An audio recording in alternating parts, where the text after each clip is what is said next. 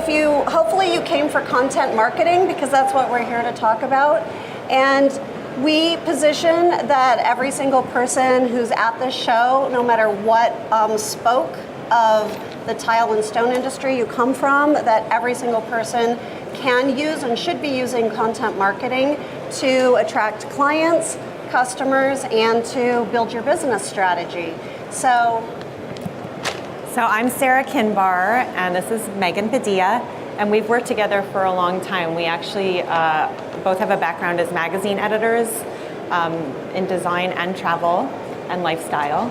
And we both worked for Garden Design magazine years ago, and now we're working together again in a completely different capacity, but not that different because a lot of the expertise that we gained as magazine editors has a bearing on the way that we do content marketing now. Our company is called Kinship Design Marketing, and we work with clients, specifically architects, landscape architects, interior designers, and product manufacturers that are ancillary to those fields exclusively. So we don't do marketing work for anybody else. We're deeply invested in the design community through our relationships, our travel choices, our reading materials. Everything that we do is oriented to design in one way or another. So I want to jump in and ask you all, there's two kinds of websites. And first of all, can you just give me a quick show of hands if you have a website that represents your business? Okay, put your hands down. I'm going to give you two categories, and I want you to raise your hand for one of these two categories. One, does your website serve as a basically an online brochure where you know your customers can find you, see a few pictures, find out your hours, how to reach you? That's one category. The second category is, does your website get updated often? Do you have a place to show recent pictures? Do you have a place that you can write stories about projects that you're working on or your particular expertise or the types of, those are the two kinds. One is alive, one is not so alive. So if you're in the first category, raise your hands. You're an online brochure. Okay, second category, you use it often, you update it. Okay, that's interesting. It's a really equal mix. So those of you who are using it as an online brochure, I really want you to listen carefully because you need to change your point of view, okay? And those of you who are activating your websites and using them often and reflecting them, you're on the right path, but we hope that we can give you some more tools so you can actually take it another level on your own. There's a lot of things you guys can do on your own to make these tools work even better for you. So we're going to introduce to you what is content. Also, how many of you know what content marketing is or think you know what it is? Okay, so you explain it. Okay, so content marketing is one specific facet of marketing that affects all the other facets, but it's not advertising in magazines, even though there's content on an ad page, right? That's an ad. Content marketing is more editorial in its nature. The writing feels more editorial, the images are more editorial, and you can use them to fuel your social media channels, all of your digital presence, and your print presence. So they're stories. It's storytelling through words and images. And there are many different types of these stories. There are small pieces and there are big pieces. And all of you have the power to tell your stories with these tools right now. A small story would be taking a photo, basically, taking a photo of something you think that's interesting at the show that ties to your business and sharing it on a social platform. A bigger story is maybe linking that back to or seeing everything that you saw at the show that relates to your business and doing something longer on your website on a platform within your website like a blog page, right? You can add that as a page to your frames on your website. It's no big deal. And it allows you to now when you share a little story somewhere, say LinkedIn or Instagram, or Facebook, you can actually be like, come see all the cool things I saw at the show that relate to our industry, and you're bringing people back to your website. See, what a lot of people are missing is a lot of people are doing the right sort of the scattershot things, but you're missing the opportunity to bring people back to you. So for instance, how many of you have posted on LinkedIn a little story with maybe a snippet, a couple photos? You have. Now, are those stories that just live on LinkedIn? Good for you. I'm getting all the correct head nods from you. So like if you were to post on LinkedIn without thinking where that piece of content lives, it's like parking your car in a garage. Those stories need to be parked somewhere, and it should be on your website, so that when you're out promoting those stories out in the larger sort of media universe, you want that piece of media has to live somewhere, and you want it to live on your website so people can come back and learn more about your business. So let's say, let me just step back for a second and talk about LinkedIn. All the social platforms are of interest here, but just to delve into LinkedIn for a second. LinkedIn made a lot of changes to their platform about 1.5 years ago. Their algorithm changed, everything changed about the way they do, and they improved it dramatically. And it's a great place for B2B marketing. So if there are other people in the industry that you want to generate leads from, that you want to get to know professionally for some reason, if you're looking to elevate your visibility because you want speaking engagements, LinkedIn is a really good place to talk about that and to build the relationships and the network that you want. That was not always the case. I mean, there was a time when you would post something on LinkedIn and it would just kind of go out into the ether and it was gone and that was that. It's not that way anymore. We use it very actively for all of our clients and they have great results. But with LinkedIn, they have a couple different options of how you can post content. You can just do a post or you can do an article. Now let's say you take the time to write about trends that you saw here at Coverings that you want to tell your network about. And you post it as an article on LinkedIn. Well, guess who owns that content now? LinkedIn does. But if you were to take that same content, put it on your blog, and then post a link to it on LinkedIn, well then you still own your content. That content is yours. It's driving the traffic back to your website. The same people are seeing it, but LinkedIn doesn't own your content. And every platform has things like that that you need to be mindful of when it comes to the way content is shared. It's different for every platform. Does that make sense to everybody? Does anybody here sort of have you heard something that's made you go, oh, I had never thought of it that way? I hope so. Okay, so moving on. Yeah, so why don't we talk about identifying audiences. So when you're communicating with your audience, you need to know who they are, right? So potential clients, past clients, the staff that you currently have, other associates, people that are interested in your business.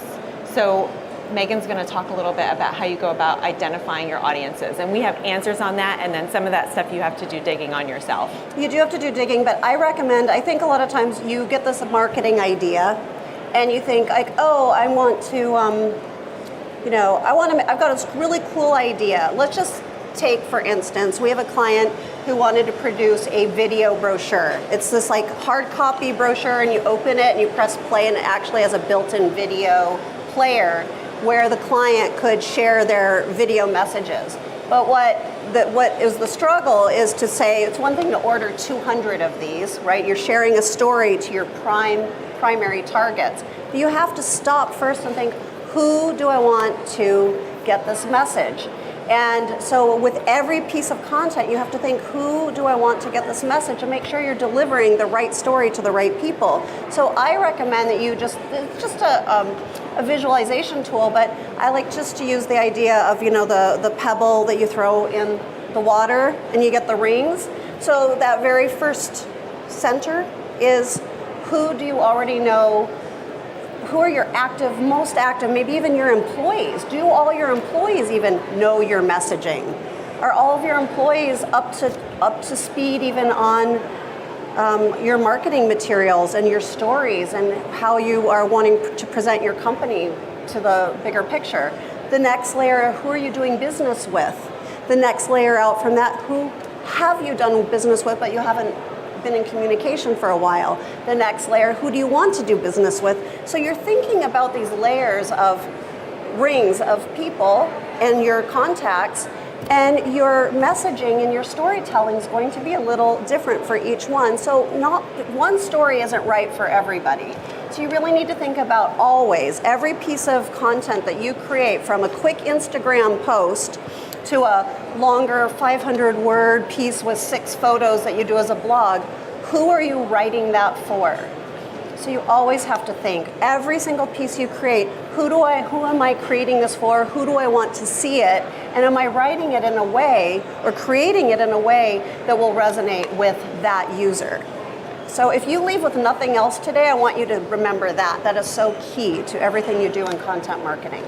One of the things that we do to really fixate in our minds who the audience is we write out audience profiles. So it's a description of each type of audience member. I mean, this is like standard practice in marketing, right? But if you have a smaller firm, or if you don't have an in-house full-time marketing person working with you, or even if you do, you might not be doing this practice, but you really should write out detailed descriptions of who belongs in each audience group, and go ahead and divide it up. Like Megan was saying, that your content's not going to be all things to all people. Each message is going to be crafted for a specific audience, and it's going to be distributed on the platforms that are most interesting to that audience. Like let's say you have a certain group, a certain audience that is on Instagram. They really like Instagram. They use it all the time. So the messaging that you're going to craft for that platform is going to fit that audience. Well, your audience on LinkedIn could be different, right? They're a different group of people with different interests and different ways that they spend their time digitally. So you're going to craft a certain message for them. Before you even start crafting the message, you have to be very, very, very clear on who they are. So it can be things like, okay, so they're a millennial, right? Or it can be that they're in a certain metropolitan area. Or it could be that they, let's say it's a prospective client. Let's say it's in healthcare, in the healthcare industry. It could be certain size of healthcare group that you're most interested in. Whatever it is. Or that you want it to reach the executives who are making the decisions in the healthcare industry. So where are those people? Right. And who do you want the message to reach, and where are they? You have to find your audience. You have to meet them where they are. You can't make them come to where you put your message. You have to put your message where they are. Shall we move on? So Megan touched on the whole issue about the blog earlier. I just want to get back into that for a minute. So blogs of today are a completely different thing than blogs from 10 to 15 years ago. Or even 5 years ago. Or even 5 years ago. And even though we're using the same word to talk about them, which is blog, it really is something different now. It really is a place to store your content and share it from, so that you have everything in one hub for your business and marketing efforts. What it was, let's say 10 years ago, is somebody would have a great idea and start writing and posting pictures with it, and you would subscribe to the blog and people would share the blog and talk all about the blog. That's not what's really going on anymore. And I have a client out in Arizona, actually, a designer, and I was talking with her about her website and about the reason why I thought we should add a blog. She said, that's going to make my website seem dated. She was like, nobody blogs anymore. I was like, well, we don't have to call it blog in the menu. We're going to brand this content stream. We're going to call it something. Like, we have a client in LA whose blog is called Field Notes. Okay. We have one here whose blog is called Post and Beam. Right. And so that's what it says in the menu. So it gives the reader the idea that this is kind of a publication, a digital publication. Think of it as like your online magazine that represents your brand. Yeah. Yeah. How are we doing for time? Oh, great. Okay. Yay. So before you actually start writing, you identify your audience. Then you start putting together some content, and you start looking at the content that you already have as available resources, and then you want to start thinking about building out new content, and that's where it starts costing money, right? So you want to be very precise and thoughtful about what you're going to create and make sure it aligns with your business goals. All of that is called a content strategy, which is what we do. And if you don't have somebody on your team that does it. There are lots of available resources online that can teach you also how to build a content marketing strategy. It's not that complicated. You have your business goals, you design a strategy for how you're going to use content to reach the kind of people that are going to help you advance your business goals, right? It's not that circuitous a route. And then, so once you have a strategy in place, and we don't have time today to get into how to build out a content marketing strategy, but once you do, you want to look closely at those resources that you already have. Let's say you've had a long-standing commitment to professionally photographing all of your projects, or your products, if it happens to be products. All of that is great content that you can use as part of your content marketing. Let's say you have somebody on your team that's done a great job shooting process photography that shows the development of a project over time, and he or she saves it somewhere on the computer. Well, that's an asset. That's something that you can use. Let's say there's somebody on your team that's a halfway decent writer and knows how to tell a story. Well, that's another asset that you can use. So you kind of look around at your team to see what's already there that you can utilize and build from, because that helps you be more efficient. And actually, the more your team is involved in creating content, the more successful the content is, because they're advocates for that content. If I wrote a piece and it gets published by my company, I'm excited about it. I'm sharing that with people that I know. It's getting more views, which begets more views, which begets more views, because that's how algorithms work, right? So it's like creating this really good network within your team, both on the creative side, but then on the sharing side. So what we do, we post weekly on our blog. Lionel here writes the blog for our company. So everybody on our team sees the post with his content, likes it, and shares it. So automatically there's this, exponential thing that happens. Almost like it's just this direct explosion that happens from one piece of content when it's kept within when you make sure that the people that are closest to you know about it, and then they share it in their network. So you have this immediate, it doesn't just go out there and just disappear into the ether. You put it out there and you immediately activate your internal network to push it out in everybody's own directions. How frequently would you say to do like a blog post or something like that? Like how frequent is enough? Or So the more the better, great for question. sure. I mean, big companies that have like major assets are going to post once a day. None of us are likely to do that. Even the largest companies here are not likely to do that. I say don't do it less than once a week, if you can. And it only has to be like 300 words if it's a blog post, which is not a lot. It's a page. If you have the opportunity and it's something you can go deep with, though, lead with something that's your perspective, and then you can add a lot of sort of factual details. Say it's a new product that you're getting used to using in your in an application, and you've just done an application of it, and you want to share with users what it was to use, let's just say, a large format tile. And then, if you can add some additional subsections to it, I mean, you just get this really wonderfully dense piece of material that starts with your perspective, but the whole thing doesn't have to be you all the way through. You can pull in extra information, and it just shows you as the expert. And it's just another way. If you think about it, in the past, you had to let other people tell your stories. You had to hope a trade publication or a consumer publication would latch on to something you're doing and put you in their publication. But today, you guys get to control your own stories, right? That's pretty cool. It's not that the other part isn't out there and you don't want that, but you have an opportunity now to do something you didn't have the opportunity to do in the past. And at the bare minimum, though, if you have a blog, like, at least post. You do not want to go back through and see that it hasn't been posted. Like at least try and do twice a month, right? I mean, ideally more, but you don't want these long periods of time and somebody to look and see that you were very active and then you gave up. Like, don't give up. One of the things I want you to remember as just like a key takeaway that we just covered is I really like everyone here to, if you only remember one other thing, What Sarah was talking about is identifying your resources, your asset resources within your company. This is something you can all do now. It doesn't cost you money. You don't need to you don't need any outside person to do this for you. You can do these things. Who in your company can write? Who's taking pictures? Where are, maybe you have manufacturers who have great pictures that you've seen.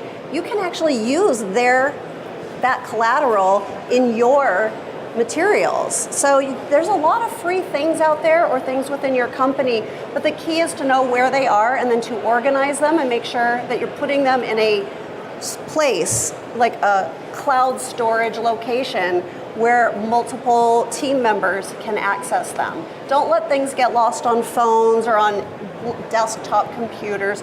Put them in a cloud and a shared space so anyone on your team can work together to get inspired and get ideas. Maybe add a content marketing component into a weekly meeting that you already have on your books and get ideas from everybody on your team. Organizing assets could not be more important. We have a client that we've worked with for about a year where we're very steadily, but it's slow, organizing the assets that they've amassed over 17 years.